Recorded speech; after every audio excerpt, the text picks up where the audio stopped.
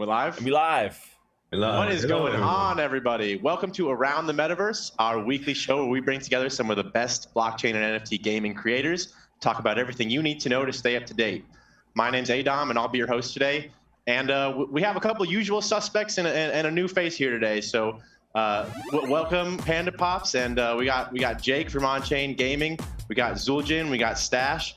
And just a quick kind of summary for you guys. Pandapops is new here. And she actually is a great voxel artist and can be seen kind of making some in-game sandbox assets, which I think are really cool. So welcome to Around the Metaverse, and let's dive into it. But before we do that, for all you guys watching out there, if you're in the United States, happy Labor Day, and if you're not, happy Monday. I hope y'all are having a great week so far. I'm having a good time. But if you're watching, man, go ahead and smash the like button, and don't forget to hit the subscribe and bell notification to make sure you're here every Monday for this great show. But we got some good topics today, man. It's been crazy in the NFT world the past week. When is it not though? Like, is there a time where you guys like, oh, this week was just so tame when it came to NFTs? A lot of my chat today was saying, look, tomorrow, what's up with the September 7th? It's like so many projects released. And I'm like, every day there's so many projects released. Hey, who knows, man? Our kind of niche might be overshadowed by Bitcoin coming here pretty soon. But we're not here to talk about Bitcoin, are we? Oh, that little 53K? Psh. We're not here to talk about Bitcoin, right? We're here to talk about NFTs, man. Nobody invests in that big cap coin, man. Talk about something exciting. You want to talk about something exciting? Bitcoin's for stock traders, bro. Let's talk about something exciting. All right, let's talk about low caps. I got something exciting for you, man, and I got something that honestly, in the future, stock traders will probably be interested in as well, because OpenSea right now is blowing the roof off of basically the entire crypto industry. Yep. So just to give you guys, if you didn't know, in the month of August, we saw over $3 billion of volume on OpenSea, and compare that to the month before, we only saw about 300 million. So I mean, something must have happened. I don't know what it was, but that's what I want to ask you guys about. All right, so Stache, what do you think happened between July and August that caused OpenSea to rip in volume? I mean, they traded about 1 million Ether in the month of August. NFTs are dead, guys. Everyone's been saying it on Twitter. The bubble all the people saying it's a bubble. It's over. I don't know why people think that the NFTs are going to be the next big thing. They're not. It's just a tulip trend, and we're never ever going to see it go beyond what it is right now. No, I mean that's a sentiment I feel like we see out there a lot of times when it comes to people who are not already in the NFT industry. Yeah. A lot of general crypto people. We're a niche within a niche within a niche. You know what I'm saying? Like NFTs, and then the gaming part of NFTs too, and then NFTs as a whole of crypto. I think until they become mainstream. Yeah, I know. Well, I mean, that's how it goes. But so for now, we're a niche within a niche. Yeah, and to be perfectly honest, I mean, I think that this is exactly what I expected. Seeing more and more projects coming on board, more people getting interested in it. It's more interesting than just trading coins back and forth, man. That's boring. There's nothing super exciting. I mean, oh, I made a bunch of money, but like with NFTs, there's a little bit more there to appreciate. Even with the ones that are like just straight up copies of another profile pic, generative avatar project again, and like, okay, pasta. There's a million penguins now. There's 3 or 4 bull projects. There's puppies. There's sharks. There's cats. There's ducks. Every breed of puppy. Literally everything. I mean, there's now we're getting into vampires and demons and all kinds of crazy shit, man. And so I mean, I don't know. I like the creativity there, and I think that kind of speaks to a lot more people versus it being less boring. I really think that's what it comes down to. And then obviously people seeing that, like, look how much money you can make off some of these things. When you talk, Zuljin was talking about this earlier about like these big cap coins. I love Bitcoin. I love Ethereum. I love some of the other, top 10 coins. Solana's great too.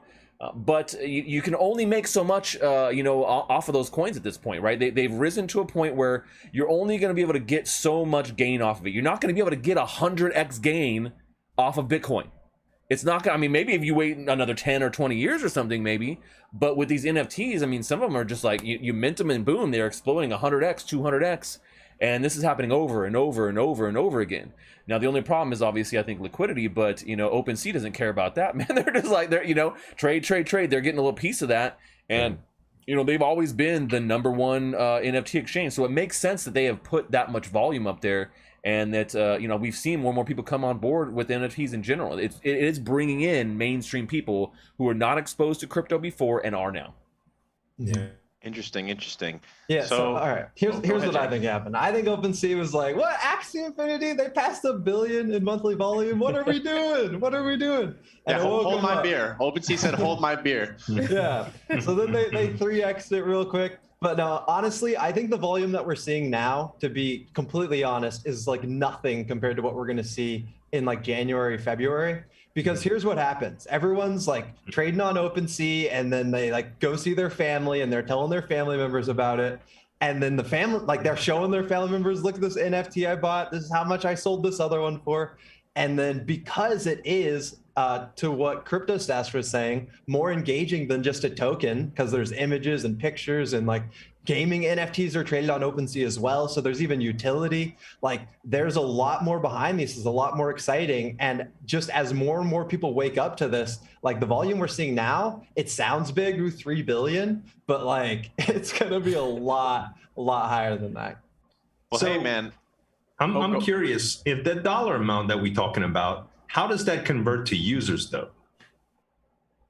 What do you mean? Like, how many more people actually, how many more accounts actually started trading for that amount of volume? Yeah. Because what it feels like is like, I think from a lot of my viewpoints from how I learn about projects and what I actually choose to invest in and what I don't, are essentially based on how much hype a project has. And a lot of that spreads virally through social media. You got celebrities that are buying into these projects that are acting like influencers, essentially. And you have other influencers like us that talk about them as well, that people get invested in. And when they make money, they tweet about it on social media. And I think adoption rate is starting to get passed on almost like, hey, buddy, let me show you something. Because it's a little bit different if I'm talking to you about it and you say, well, he's a cool influencer and stuff, but you don't know me from Joe. But if your cousin Mike just made 30 grand on a gorilla picture, you're like, wait, how'd you do that, man? Yeah, let me show you. And It's kind of like showing your dad how to work the internet for the first time. You know, they get a comfort level about it and they get a little win. And then they're like, oh man, they're hooked because they see how aggressive, how fast it moves and how exciting it is. Well, yeah, and OpenSea does a great job of kind of allowing newer users to have that sort of onboarding process because, I mean, granted, like you said, or like we've talked about before, there is a bit of a difficulty level in, you know, setting up a MetaMask, you know, remembering your seed phrase and stuff like that. But once you got that, OpenSea makes it so easy to just, you know, either mint or buy. Right. But I want to hear your thoughts, Pandapops. Do you think that we're going to see next month? Because if you look at the chart on the volume for OpenSea, like it looks, I mean, anyone from 2017 knows what a blow off top looks like, right? And this chart might give some people a little bit of PTSD, especially with these rumors of, you know, an NFT bear market maybe around the corner, right? Do you think we're going to see the volume continue, or do you think we're going to maybe have a little less interest in NFTs and blockchain gaming in the coming months? I mean, maybe over the next couple of weeks, we might see it taper down a little bit. But I think if you're looking over the next coming months, I think it's going to continue to increase as not just like new people adopting it, but like people like us who have been buying stuff and we've been seeing that. We then go off and buy more at the same time, which is going into that. So I think, yes, some people will get scared, but it's that whole, you've just got to hold on to things, continue to buy into projects that you really feel comfortable in. And like you guys have been saying with showing your friends and stuff, I mean, I've been getting my granddad into NFTs. I've been showing him Axie and being like, you need to get into this. He rang me up the other day going, have you seen how much Axie has been trading at? And I was like, of course. I've been telling you about it. And he's been like trying to get family members as well into it. And it's one of those snowball effects. So maybe we'll see it go down, but I don't think you'd class it as like a bear market at all. I think we're still going for a bull run. It's like with the whole, the just general trading markets last year. Everybody was like, we're in a bull market, we're in a bear market, we're in a bear market. But if you look at where March 2020 was to where we were, March this year, we're up.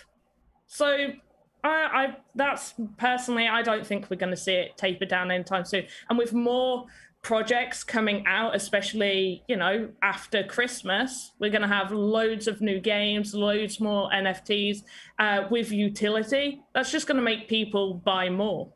Yeah, there's no shortage of new things coming out, and when you talk about like where we've seen this before, 2017 where we had this ICO craze, and then 2020 we had kind of this like DeFi summer where all these DeFi products, there's a million swap platforms and a million yield farms to farm.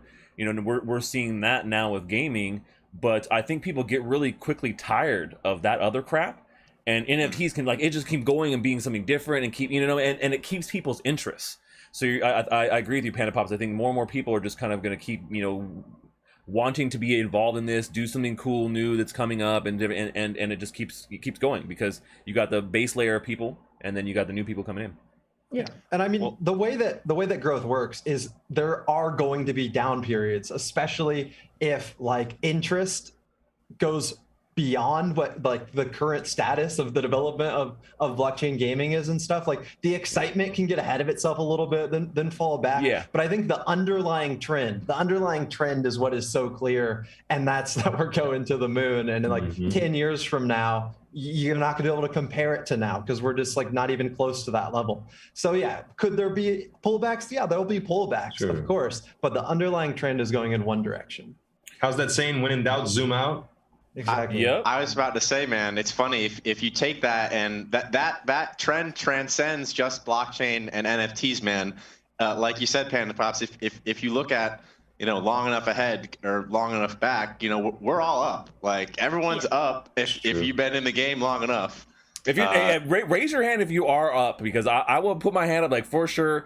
I mean, there's things there's things we've lost at, right? I mean, and also keep your hand in there if you've lost as well. I've also lost on projects. I don't know. I don't know. I was like, no, not really. You guys suck. No. I lost half an ETH yesterday on a project that had a botched launch, but compared to what I was gaining, it's like, oh well, you win some, knock on wood, man. It happens. I mean, it's something that we try and help our viewers avoid by, doing research, helping people to at least get an idea of it. Then they can go off and do more research on their own and really, try it for themselves. But I mean, even us, who have been in the game for years, even, I've been doing this for a long time, man. And I still, every once in a while, there's one that gets me and I'm like, son of a dang you.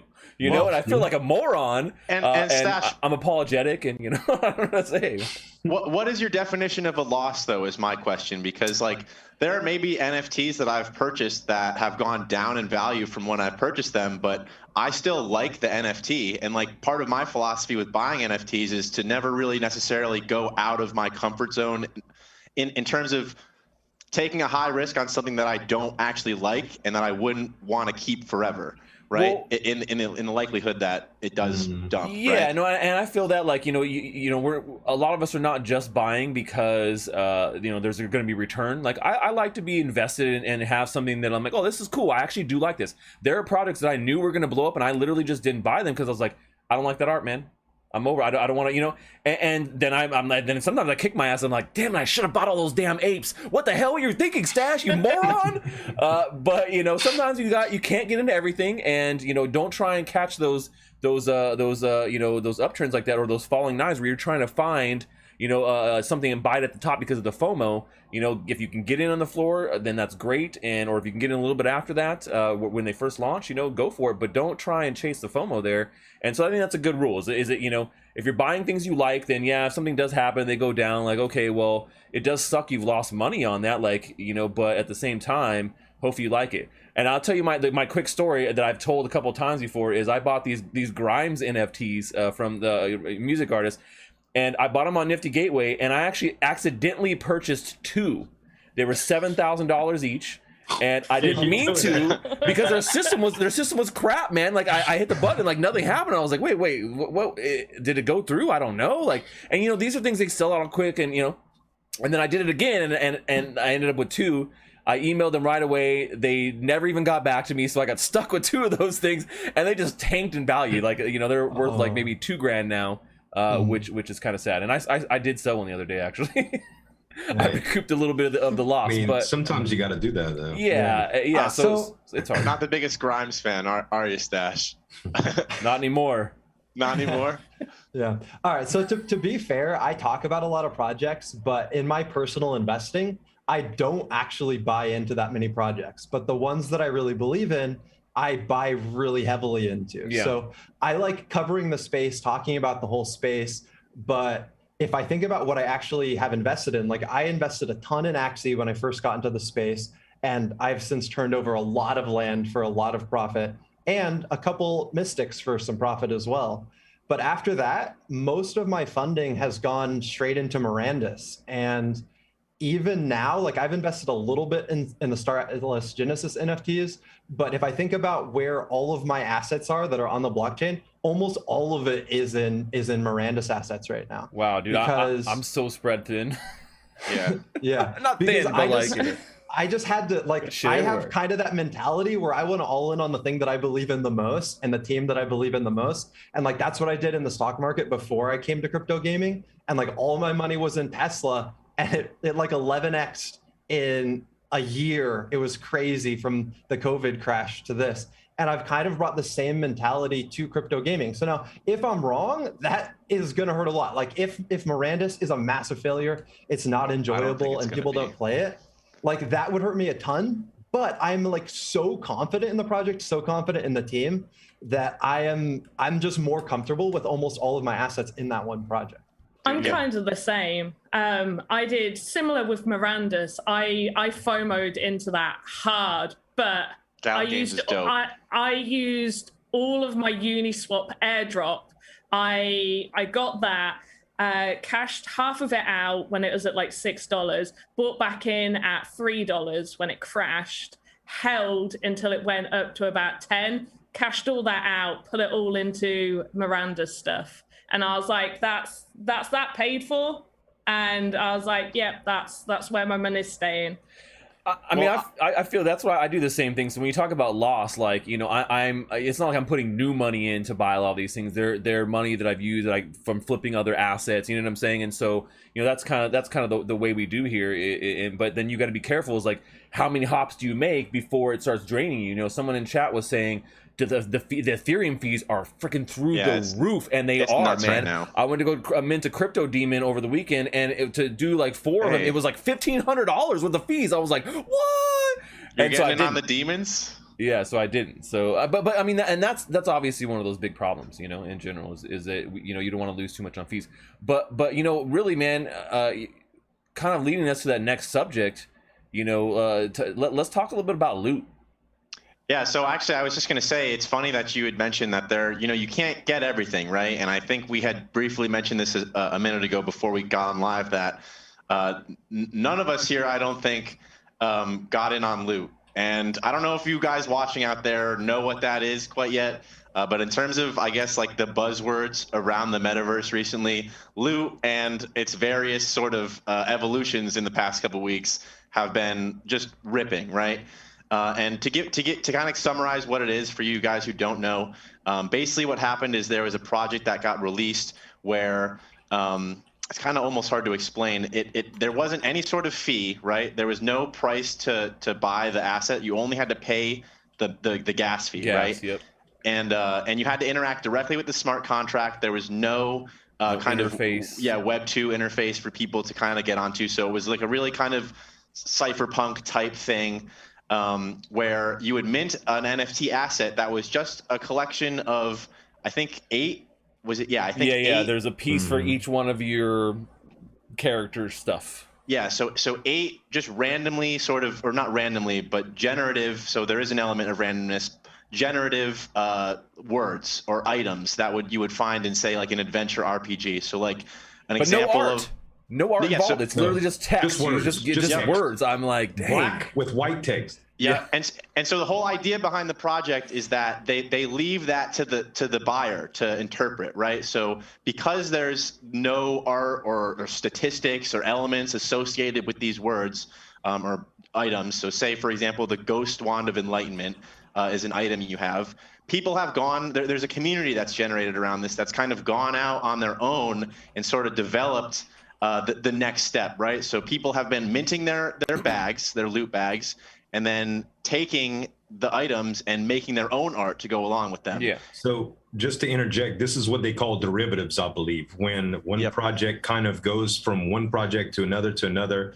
And, you know, sometimes in other industries, you might say that's kind of copycat or whatever, but this was designed to do that. They wanted it to spread. They wanted people, well, that's what we assume. They wanted the holders of this. You'll in NFTs, you'll hear a lot like commercial rights. You know, like when you buy this NFT, you get commercial rights for it. Mm-hmm. They hope that people created content from this, and that's exactly what happened. So it's kind of counterintuitive to what you normally see, but it worked great. And the holders of this stuff got a lot. I was going to say earlier around NFTs in general, like you guys are doing stuff very responsibly, and I commend you, but I am completely opposite. I am a degenerate when it comes to stuff like this. And when I see projects like that just do cool stuff, it lights my soul on fire, man. I just want to get into these. Like I got into Lost Poets, and it was a lot more money than I was used to investing for any specific one NFT. Like 0.5 was not by any means my minimum before. And now it kind of is, because that's where some of the meat of the projects is starting to get. And if I want that, I've developed my trading accounts good enough to where I can afford that now. So my risk tolerance has gone up a little higher. I feel like a little bit more confident with my trades. But loot is exactly the type of NFT that makes it exciting for me. I don't want to do all the responsible stuff. I have 401k and all that crap for responsibility, man. Give me something cool that I can sink my teeth into, that I could speculate on and talk with other people about it. And, you know, it's a lot of fun for me. Well, so let me stop you right there, man. The speculation is the piece that's kind of gotten a little out of hand here, in my opinion, at least. And I'll ask you guys too. But so like we were saying, all you did was pay the gas fee. So people paid about 100, like whatever ETH gas fees were when you wanted to mint it, say $150, for example. Now, if you want to buy, they're all sold out, right? So now if you want a loot bag, an OG loot bag, it's about 11 Ethereum. And it's a massive for something that was basically free, that's crazy. And for something that doesn't have any art or any real meat to it, that's something crazy. And I, honestly, I want to pick on you, Stache, right now, because I saw you tweet, man, and you were like, I am not buying loot. And I want to ask you why, man. What's wrong with loot? So, all right. So he's an artist. the thing is, I like the fact that they leave it open to interpretation, which I think is a kind of a cool concept. So let's put that out there. Like I do like, but I do think that the FOMO and speculation that comes from something so basic and so lame that literally almost any person could come up. I mean, like the stuff they're doing, man, it's so basic and pathetic. Like it wasn't, I don't even consider really a creative effort. I like the fact that they kind of left some of the, like, oh, the art is, you know, is something that they leave open to interpretation, but even just like the names and like the format of doing it, and like there's no roadmap really, there's no long-term plan. They're just like, whatever, you know. And so I think a lot of people are throwing things out there like this right now because they're great cash grabs. You know, it's a way to be able to quickly make money. And for something like this, you know, putting like low minimal effort into it and then it taking off. I mean, you know, there's so many degens out there like Zuljin who just eat this kind of shit up and, you know, will FOMO into it. And, you know, then you're stuck with like, you know, this NFT of like 8 words. And like really, it just doesn't have a lot to it for me, you know. I completely get that, dude. I completely get it. But think about the way social media works and the way viral trends. It's horrible. I know social media is also horrible, and it's well, but like you and I are in the positions that we're in right now because of the way social media works and the way that you can use trends to guide what kind of content you produce. And also what's interesting, mainstream, you know, if it wouldn't be for social media, NFTs wouldn't be as big as they are right now. We wouldn't be interested in them like we are right now. And while we can all look at different qualities and stuff, I think it comes back to what y'all said earlier, you know, like in the project, I everybody has the different things that they like about the projects, whether it's the art on it or just the feeling of buying and selling and stuff. Like me, I could tell you that loot did absolutely nothing for me in terms of what items were, but in terms of what it was like to actually experience this and stuff, and the whole idea that these communities that know about these things are like they're gated, right? Not all of this stuff is all. So just to derail the conversation real quick, have y'all heard about I don't know if it's from Bored Ape Yacht Club or if it's from CyberKongs, but there's a Discord that's gated with some very, very expensive NFTs where supposedly the best alpha in the industry goes down. And that's where things like loot come up. That's where things like Lost Poets come up. Some of the most, the sharpest speculative minds know about this stuff. They can predict it a little bit better. Insider trading, whales. When you get in, it's like an investment itself. You're saying, wait, it costs 12 Ethereum to buy one of these NFTs? Yes, but it gets you in this community. It's like being part of the yacht club and learning about insider stock tips, All right, guys, we got 600 more Discord members. We reached 10,000 Discord members. Time to dump all your assets. Time to sell them all. Sell everything. Sell everything. No, so my big gripe here, big gripe here is that like I said, I like the creative side on like, okay, anybody could be using these things for other reasons. They can come up with their own art, but the fact that they are not really trying to say here's what we're doing with it. There's no real plan. It was just kind of like, hey, we don't care what so we're gonna do nothing. Like you guys do something with it, but we're not going to do much after this. Like we're going to launch it and then that's it. You guys have it. Like I feel like that just to me it looks like a dead end eventually. And maybe some people will adopt it, but if they had come with something that was a little bit more concrete and they had partnerships or were working with other projects or something like that, where it was like actually that makes it more interesting to me. To just leave it in the hands of a bunch of degens, I don't see a future there.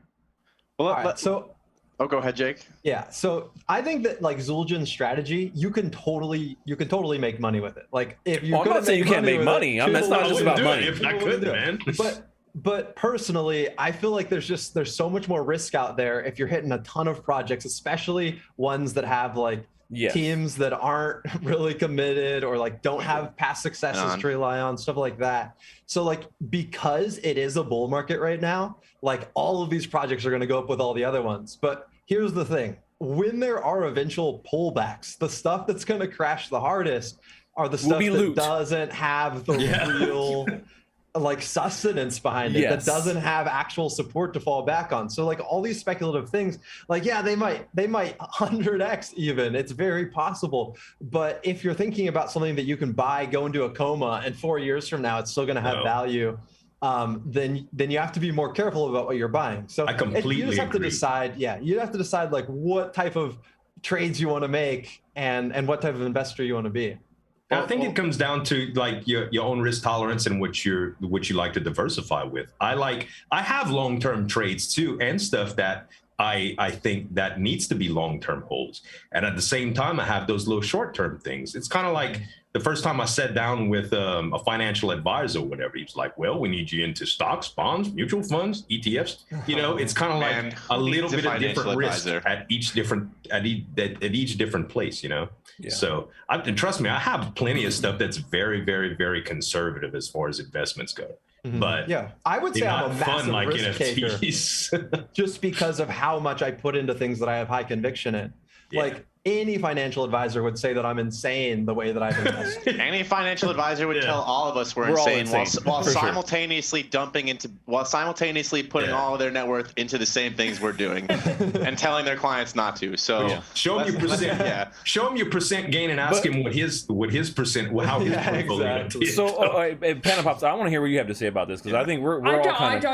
I don't get loot at all. I saw it. I was like, what the is this? Like, why? But my risk tolerance is way lower than everyone else's, I feel, because I've got tons of responsibilities and all that fun stuff that other people investing may not have. And I like to look at my money in terms of if I'm investing it, that's gone. Yeah. Like I don't look at it as I don't think about touching it for at least 5 to 6 years. Yeah, and if I long-term. do sell something, I'm reinvesting that into something else that can potentially make me more money. I looked at loot and I was like, why? People are making cool images and stuff. That's amazing. But for me, if it doesn't have an actual utility or prospects of a utility to make me money, I'm not interested at all. Like, it's looking at your risk tolerance. Can you afford it? Can you look at it and go, hey, do I need that money anytime soon? And if you don't, then sure, throw it away. Go do whatever you want with it. So Go full degen. Yeah. Pandapops, let me ask you this: regardless of price action, you don't see even the community, like say 4 years from now, next bull run, we'll hypothetically say whatever. You don't see loot coming back ever, or the community bringing it back up? Maybe, but it won't be something I'll be looking into. It's like one of those things where it's like, cool, you guys have made a ton of money. That's amazing. But at the same time, there's people, and especially like me, I don't like letting go of things. Like I get emotionally invested in whatever I'm purchasing. Borderline hoarder. And Borderline hodler. Yeah, like that. But yeah, so if I ever got into loot or anything like that, I would just be holding it, and I'd end up hitting that low that it's inevitably most likely gonna go down there. So I don't think it will, but that's just personal preference on what I've seen so far. It depends how the community takes it, I suppose. Yeah. Yeah. Well, I was gonna say, you know who did loot better and before loot? Engine. Yeah. Engine essentially had the same content, but it's the execution of it is essentially really way better. Now, you talk about valuation. Yeah, loot is just kind of like one of those speculative things, but Engine has the same concept where they're saying, here's the data we have. This is metadata that you can use, and any game that goes into the Engine ecosystem, you can use this same metadata, and you create your own asset, photo around that metadata, and you can use it as a weapon or armor or whatever it is in your game, and then people can have that same NFT, and you can use it then in all of these games. I mean, that right there is a similar concept, but goes way beyond the utility of loot and these like crazy paint drawings that people are making. Like, here's my mask of deception +1, guys, and like they did it in paint, and it's like super lame. And I'm like, why do you guys think this is awesome? You guys are morons, you know? I'm like, I'm sorry, but you know, it started with paint drawings. It's evolved to pixel art, and hey, who knows, man? 4 years from now, it could loot the AAA game, man. Who knows? Yeah, I'll just take a picture of myself wearing a mask and mint that. Yeah, that's my exactly. That's the same. It's good enough. Yeah, there we go. There. Yeah, one of my biggest gut checks, to agree with Panda and honestly CryptoStache, is do I want to play the game? If there's nothing there to play. Yeah, what game? Yeah. Well, so if you like text muds, I guess if you like a text mud, you're like, all right, text mud away, man. I got this. So, I mean, there was one thing that some of the community members said that I thought would be kind of interesting to participate in. Like, would be a good sort of like gaming social experiment if everyone had access to it, right? If everyone who wanted to participate could participate, and like they it would definitely be cool gated it, yeah.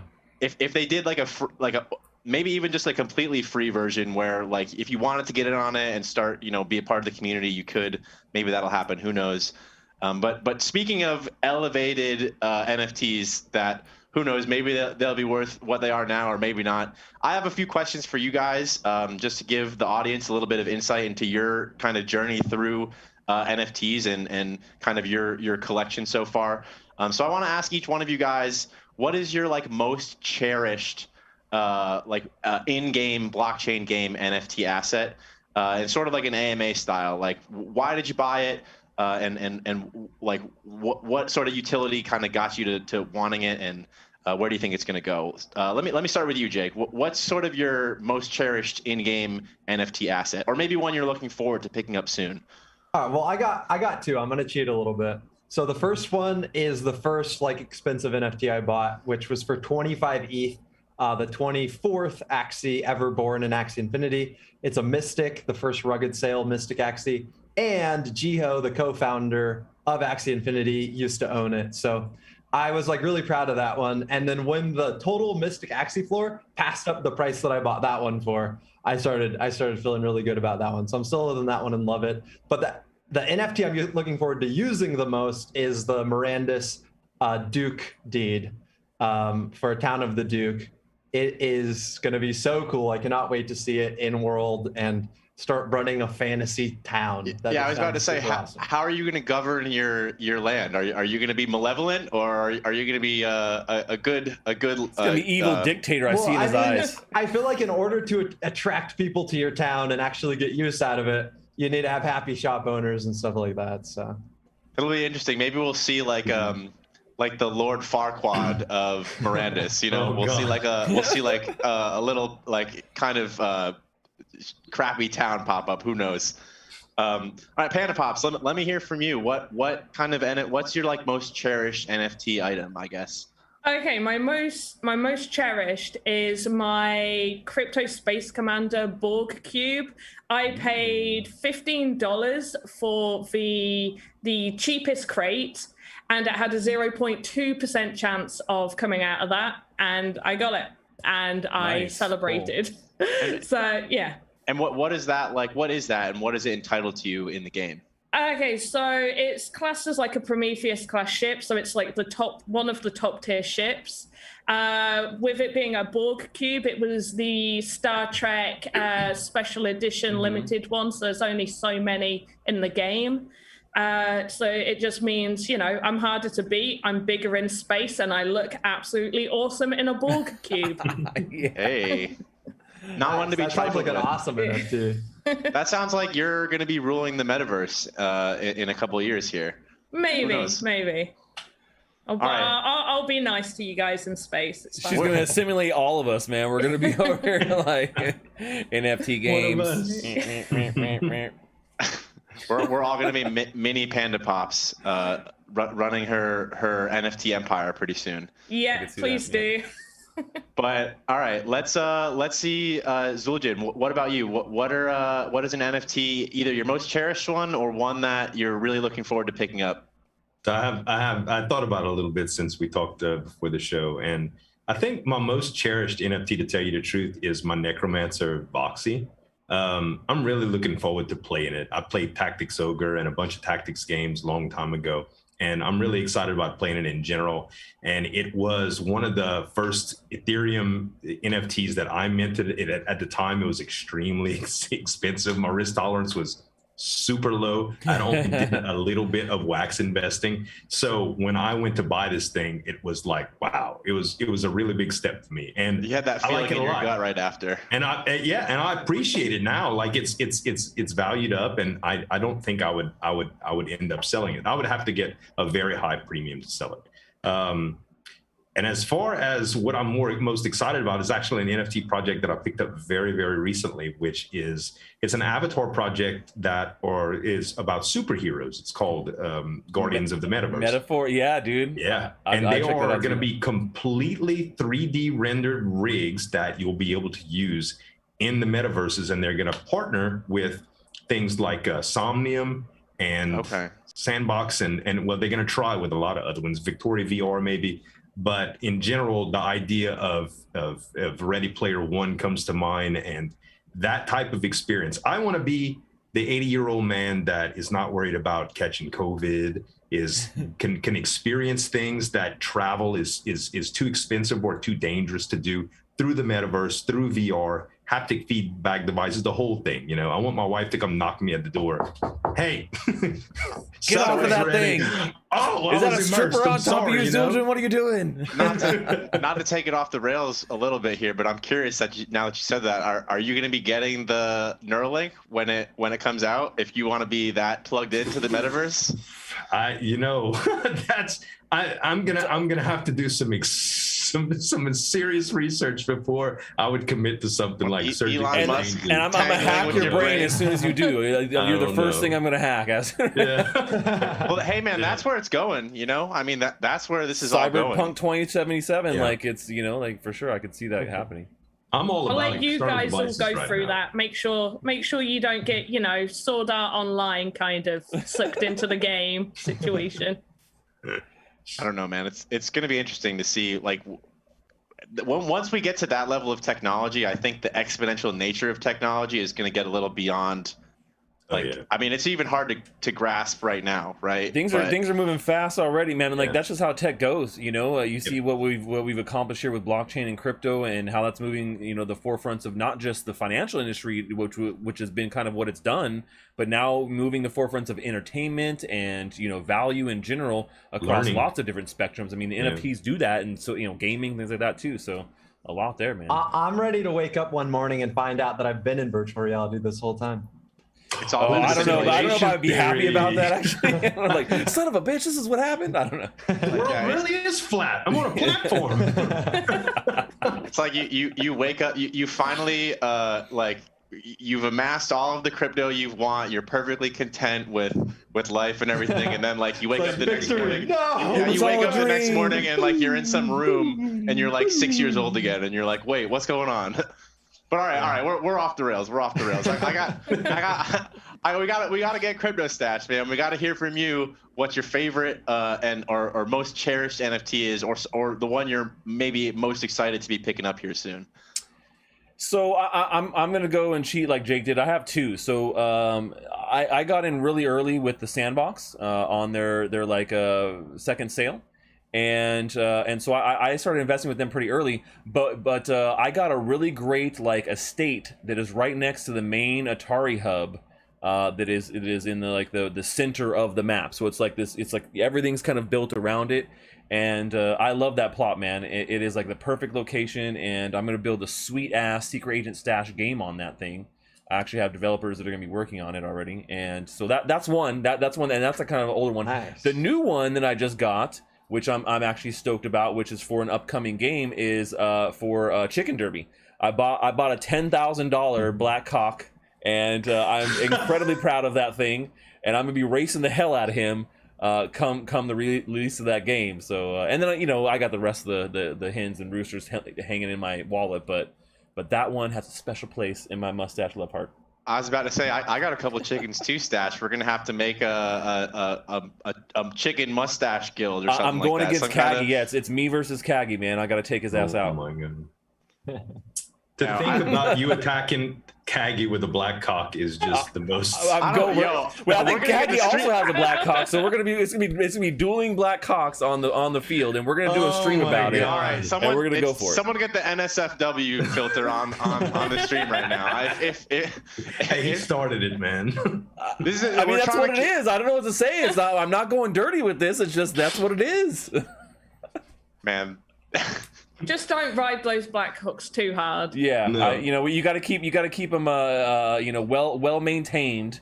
They're like a thoroughbred of the game, right? So you don't leave them out in the rain. You got to make sure you brush them, and their feathers look all nice, and you feed them the good food. And hey, I'm actually curious about the dev team behind the game. What do you know about them? So not a ton, but what it comes down to is that they had a previous project that was okay. It's Ganja Farmers. It's like a mobile app project. Yeah, and I mean it's fun enough. It's like if that's what you're into and you want to have a little simulated I think it's ganja farm. I think it's gonna be the same. I think it's gonna be like it's gonna have the same kind of effect as like Zed Run. So that's kind of what it kind of looks like. I mean, if you see the game, and it's actually more interesting. So like whereas Mario Kart, you have all the different items you can throw at people and mess people up. That's what each one of these chickens has. They have the ability to like do different things to like stop your opponents and like that. So I got a bunch of different ones with a variety of abilities too, so I can mix and match and race them and have different. The community too is pretty engaged and active, and the dev team so far has also, like, one of the things they're coming out with in some of the next or more recent updates that are going to be coming down the road is like they're going to be airdropping clothing for everyone who owns a chicken. So like you can hook your chicken up with like a random article of clothing that doesn't have in-game effects, but like adds to the creativity and style of your chicken. Yeah. Okay, wait on that too. I'm actually pretty excited about the Star Atlas ships that are coming out in a couple of days. Like I'm definitely gonna be jumping on that. I know we talked a little bit about that I think before we jumped on here, but like Man, what I've seen from them so far, like with that trailer and just the professionalism of the team and their roadmap and stuff like that, it is very ambitious. But I think it makes a lot of sense. I don't see it as a bad investment, so I'm definitely excited about that. Because I want to be able to see my ship right there. Because when we talked to Michael, he said you'll be able to see them at least in the mini game when it launches. Like they'll be in the bay. You won't be able to like fly them or anything, but. Yeah, I think that might actually be a release after the mini game. Oh, is it gonna be after before the full Unreal Engine? It'll be like the first version of Unreal Engine where you're gonna see your NFT assets in Unreal. It'll just be like a kind of display room type of thing. But I'm sure it'll be so beautiful. Just like walking around in Unreal Engine 5, just like example worlds everything looks great. Yeah, it looks amazing. Just default. Cool. Like you can walk around for like 20-30 minutes. So I'm sure it will be so cool being in a hangar and being able to see your NFTs in person. I heard Unreal Engine 5 is like exponentially, I don't even know the figure, but like the amount of pixels that you can fit into like a certain area on whatever you're creating in there is like 100x what it was in the last version of it. And crazy, I don't know, man. It's definitely going to be some of the most beautiful like gameplay we've probably seen when it does fully release. Yeah, I think they were saying that what would usually be in a whole scene would now be like in what you would be able to put within just a rock, the amount of detail. Yeah, that's I mean, it is. We're about to see so much, man. I couldn't be more excited for what's to come down the road in the NFT and blockchain gaming community and Metaverse. We're still early, man, and it's great to be here with y'all, especially when it almost seems like it's only up from here if you look out far enough. And for some projects, it is probably only up from here. So big green candles for the rest of our lives, baby. That's all I want to see, and that's all I want for you guys out there, our viewers. All right. So I think we're running out of time here. I want to thank you guys all again for being here. Happy Labor Day for those of you who have the holiday today, and happy Monday for those who don't. I hope you're having a good day anyway. And it's always a good day in the metaverse. So round of applause for everyone here, man. And Kagi-Jan is replaced permanently. You can't do him like that while he's not here, man. He's gonna watch this tomorrow, and you're gonna get some anger. You're gonna get hate mail on Twitter. Kagi, don't worry, it's fine. Yeah, we got love for Kagi. Don't listen to him. It's fine. Yeah. But yeah, don't forget, guys out there, to go ahead and like and subscribe to each and every one of our guests here. All their information is going to be down in the description below. They give out great content every day, and we're all in this together, man. We're all trying to help you guys, the viewers, make your way through the metaverse too. So don't forget to check in every day for some good content, and every Monday for Around the Metaverse at 7 p.m. Eastern, 4 p.m. Pacific time. Yes, Thank you guys. We're out. We out. Night. Later.